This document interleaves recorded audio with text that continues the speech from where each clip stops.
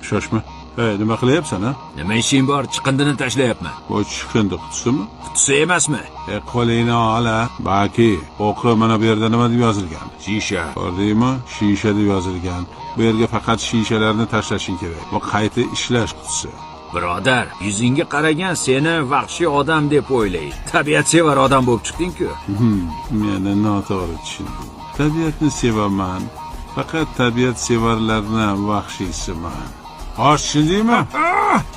Ha, tushundim og'a, tushundim. Og'a, politsiyadanmisiz? Bilmagandim.